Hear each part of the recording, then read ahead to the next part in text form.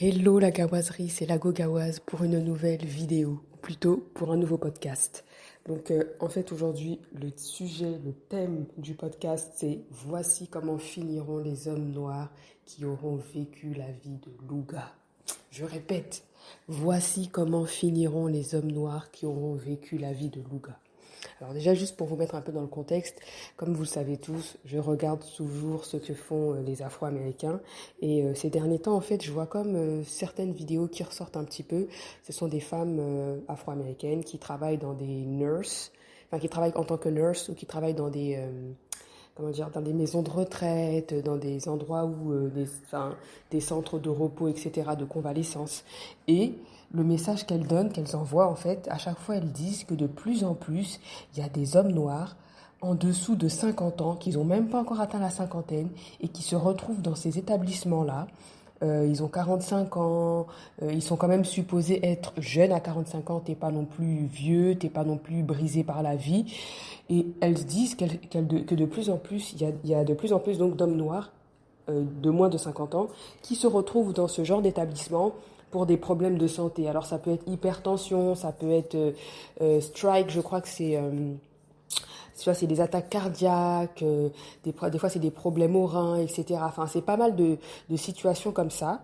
Et quand on leur pose la question, ok, d'accord, voici le traitement que vous allez devoir subir, que vous allez devoir suivre, etc. Où est votre femme, où est votre famille? C'est souvent le profil.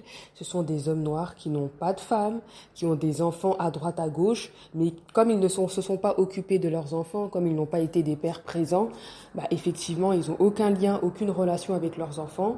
Donc les enfants ne savent pas où est le père, ils ne savent pas dans quelle situation ils se trouvent.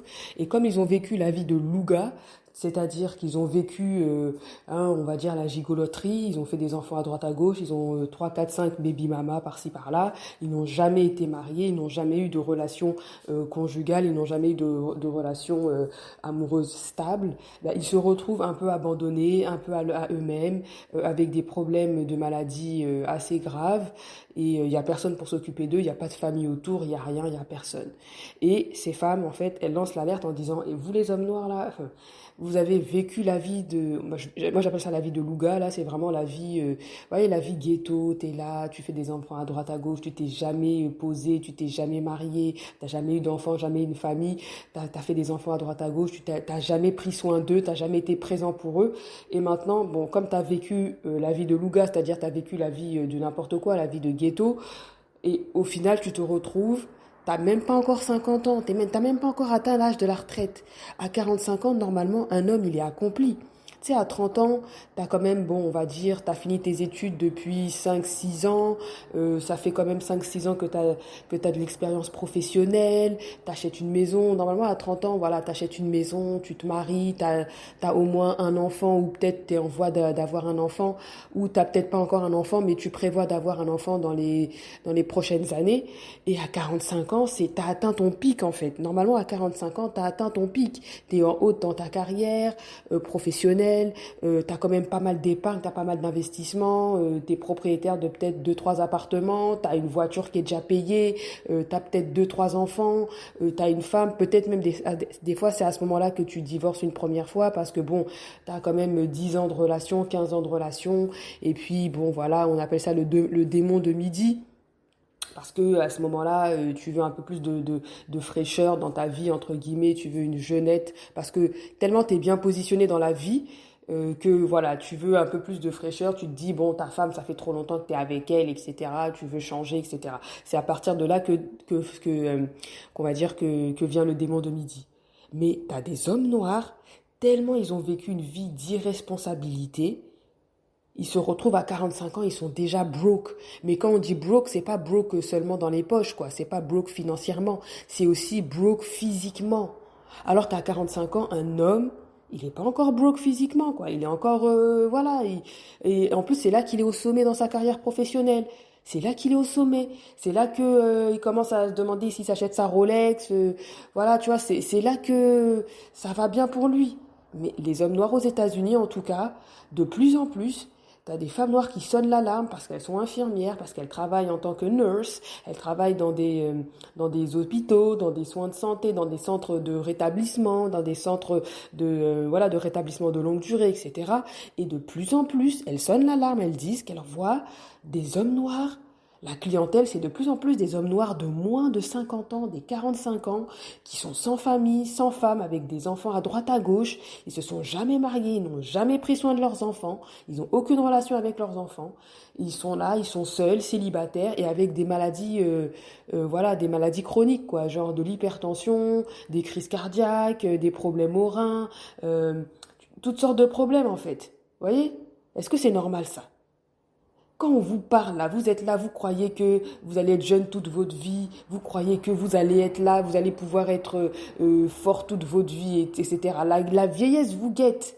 C'est quand on est jeune qu'il faut préparer sa retraite. C'est quand on est jeune qu'il faut penser à son futur.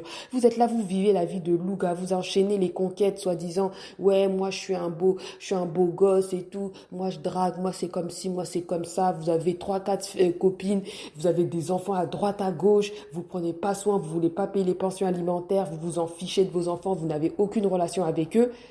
Et quand maintenant la vie vous rattrape, vous vous retrouvez dans des daycare, mais pour hommes, enfin pour adultes, parce qu'en général un daycare aux États-Unis c'est pour un enfant, c'est genre c'est comme une crèche en fait. Là vous vous retrouvez dans une sorte de daycare pour adultes.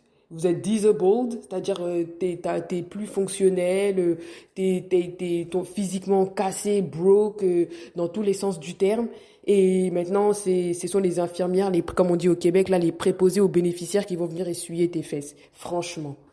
Votre fin, voici votre fin, voici comment vous allez finir. Continuez à dénigrer les femmes noires, continuez à être là, vivre la vie de louga, enchaîner les conquêtes, vous voulez pas vous marier. Le mariage, c'est pas ça.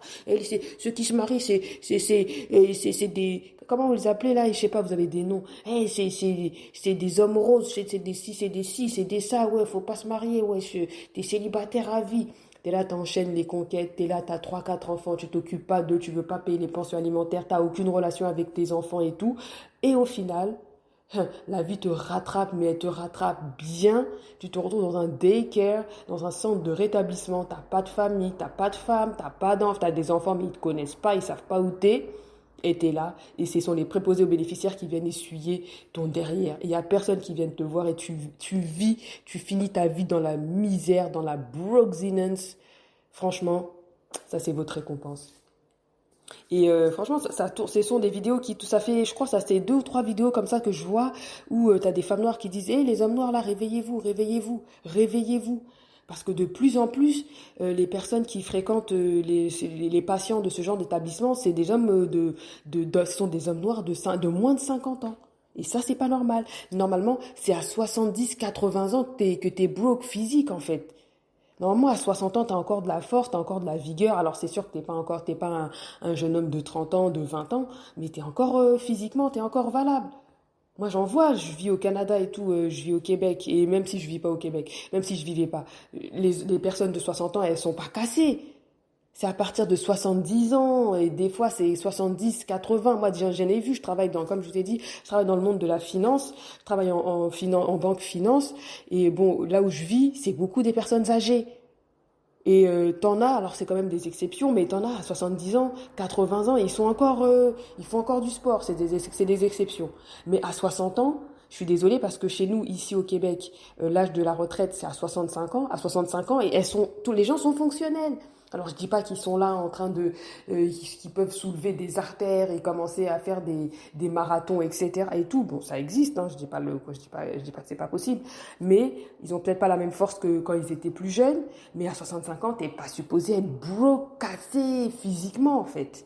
C'est à partir de 70, 80, c'est là que ouais, tu commences avec un déambulateur. Comment ça se fait que des hommes noirs de moins de 50 ans, 45 ans, sont cassés par la vie? Et on va pas se mentir, hein. Ça doit être des gens aussi qui consomment des substances illicites, qui fument, une mauvaise hygiène de vie, et voilà où ils se retrouvent. La famille, c'est important, les gens. La famille, c'est important. Alors oui, t'es jeune, tu fais la vie de louga, mais faut te caser, en fait. Faut être responsable. Va travailler, va étudier, arrête de suivre les jeunes de cité qui sont là, ils veulent pas étudier, va chercher un diplôme, va trouver un diplôme, va travailler, va te marier. Trouve une femme, marie-toi et une vie de famille, prends soin de tes enfants, prends soin de ta famille, parce que quand tu seras vieux, ce sont tes enfants qui vont s'occuper de toi, si tu t'es occupé d'eux. C'est ta femme qui va s'occuper de toi si tu t'es occupé d'elle. Moi, comme je vous dis, hein, je travaille dans le monde de la finance, de la banque et tout. Et quand j'avais commencé ma carrière, j'étais dans une petite ville au Québec, là, une toute petite ville et tout, bien reculée, où personne ne voulait aller parce que soi-disant, elle était supposée être une ville de pauvres et tout. Mais c'est là où j'ai rencontré pas mal de situations, de personnes qui m'ont vraiment beaucoup appris et ça te fait réfléchir. Franchement, ça te fait réfléchir. En fait, là, qu'est-ce que j'avais dans cette ville? J'avais rencontré un couple. C'était des Québécois et tout. C'était des Québécois. J'avais rencontré un couple et tout. Et ils étaient quand même assez aisés, hein, on va dire. C'était quand même assez aisés. Ils avaient quand même de l'argent. Voilà. Et le monsieur était malade, il était vraiment très malade et tout, très très très malade, je crois, il avait un cancer, quelque chose comme ça. Et tu avais sa femme qui était vraiment auprès de lui. Et, enfin, moi, je lui parlais, tout ça, parce que voilà, j'avais une rencontre, voilà, parce que c'était une cliente de la banque. Donc, je discutais avec elle. Et puis voilà, on a discuté aussi un peu de façon pas forcément cordiale, mais voilà, je lui ai posé des questions un peu privées et tout ça, et elle m'a expliqué. Elle m'a dit, écoutez, mon mari, il s'est cassé pour nous, il a travaillé pour moi et mes enfants, ce sont les enfants qu'ils ont eu ensemble. Elle a dit, il a travaillé toute sa vie pour nous, et là maintenant il est malade, c'est moi qui vais prendre soin de lui. Parce qu'avant, c'est lui qui travaillait pour nous, franchement, il a beaucoup fait, et là aujourd'hui, il est très malade et tout, je vais prendre soin de lui. Vous voyez ce que ça veut dire? Vous voyez? Vous êtes là comme ça, vous voulez pas prendre soin de vos enfants, vous avez des enfants à droite, à gauche, vous êtes là, vous payez pas, vous voulez pas les voir, vous voulez pas vous en occuper, vous êtes là, oui, quand mon enfant sera grand, il va venir me chercher. Ah bon? Tu penses que c'est vraiment tous les enfants quand ils sont grands qui vont chercher leurs parents? Il y a des enfants qui n'en ont rien à faire. Il y a des enfants qui n'en ont rien à faire, qui se disent, ah bon, tu t'es pas occupé de moi, t'as pas voulu savoir comment j'étais quand j'étais petit. Bah écoute, reste là où t'es, je reste là où je suis. Et vous êtes là comme ça, vous vivez votre vie de louga, vous pensez pas à l'avenir. Ça, c'est vraiment la catastrophe. C'est un fléau des communautés afro. On regarde pas à l'avenir, on pense pas à long terme, on est juste là dans le court terme. Parce que t'es là, tu penses que t'as des muscles. Parce que t'es là, tu penses que t'as la côte auprès de la jante féminine. Donc tu crois que ça y est, t'es bon, c'est bon, t'es arrivé. Alors que tu sais pas que voilà, dans 20 ans, dans 30 ans, dans 40 ans, tu seras un vieux. Tu seras un vieux et tu auras besoin que ton enfant vienne te... Hé papa, comment ça va papa? Attends, je vais te rapporter ta canne. Attends, qu'est-ce que tu veux? Attends, on va sortir, on va aller ici. Papa, regarde, t'as des médicaments là. Le médecin, il a dit, il faut que tu prennes tes médicaments. C'est quoi qui se passe? Attends, je vais appeler pour réserver ton rendez-vous annuel et tout. On va aller faire ton check-up. Vous êtes là, vous vous comportez comme des n'importe quoi. Vous voulez pas prendre soin de vos enfants. Et maintenant, quand vous êtes dans des daycare pour adultes, dans des centres de rétablissement, de soins de santé, etc., c'est là maintenant que vous commencez à vous repentir. Mais c'est bien fait pour vous. Franchement, ce message-là, franchement, ça s'adresse vraiment aux hommes noirs de moins de 50 ans, aux hommes noirs qui sont plus jeunes. C'est votre vie de louga. T'as 20 ans, ok, fais ta vie de louga. Mais à un moment donné, il faut te responsabiliser. La fille avec qui t'as fait des enfants, là, tu la cherches, tu l'épouses, tu la maries. T'arrêtes de faire ta vie de n'importe quoi. Et si tu veux pas la marier, tu t'occupes de tes enfants, des enfants que tu as eu avec elle. Toujours là dans les trucs de baby mama, en train de pondre, de donner comme de papillonner à droite, à gauche. Vous avez 5 enfants ici, 2 enfants là-bas, 3, 4, je sais pas. Vie de désordre, une vie de désordre. Franchement, franchement, c'était une vidéo que je voulais pas faire parce que, c'était un podcast, c'était un sujet dont j'avais pas vraiment envie de parler parce que je me suis dit, bon, j'avais déjà vu ce genre de vidéo et tout, mais je me suis dit, bon, c'est pas grave. Mais là, franchement, je me lève le matin. Et là, il y a une vidéo en titre et tout d'un youtubeur américain, enfin un afro-US et tout, et il parle de ça. Je me suis dit non, non, non, ça là c'est trop, j'en parle aujourd'hui. Donc voilà, écoutez, mettez-moi en commentaire ce que vous pensez de ça, mais ça c'est vraiment la fin des hommes noirs qui auront vécu la vie de louga. Vous aurez vécu votre vie de louga, vous avez plein d'enfants à droite, à gauche, vous voulez pas vous settle, vous voulez pas vous poser, vous voulez pas vous marier, vous voulez pas être fidèle, vous voulez pas prendre soin de vos enfants, vous voulez pas respecter votre femme, voici ce qui va vous arriver. Vous allez finir seul dans le trou et ce sont les préposés aux bénéficiaires là, qui vont venir essuyer votre derrière.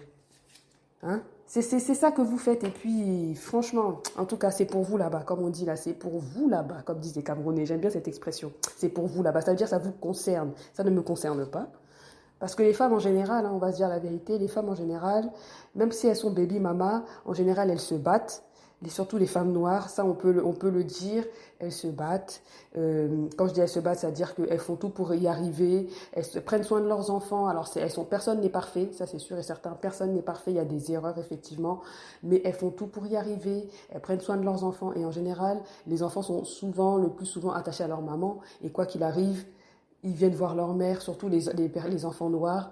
Ça, c'est pas comme dans les autres communautés où on laisse les parents dans des maisons de retraite et on s'en va. Surtout les personnes noires, elles vont voir leur mère, elles prennent soin de leur mère et tout. Donc pour les femmes, c'est pas un gros problème. Même si on dit aux femmes noires, il faut dater intelligent, il faut pas faire des enfants avec n'importe qui, no wedding, no womb. Bon, ça commence à rentrer dans les têtes des femmes noires. Mais vous les hommes noirs là, si vous continuez à vivre la vie de louga, si vous continuez à vivre la vie ghetto, voici ce qui va vous arriver. Voici comment sera votre fin. Vous allez finir dans des centres de rétablissement avec personne, aucun enfant autour de vous, aucune femme pour prendre soin de vous, pour vous donner d'affection ou quoi que ce soit. Et ce seront les préposés bénéficiaires qui viendront essuyer votre derrière et vous allez finir comme ça. Voici ce que sera votre fin. Donc voilà, c'est la fin de mon podcast. Dites-moi ce que vous en pensez. Commentez, partagez, likez et surtout abonnez-vous. C'est très important. Il faut que la communauté augmente.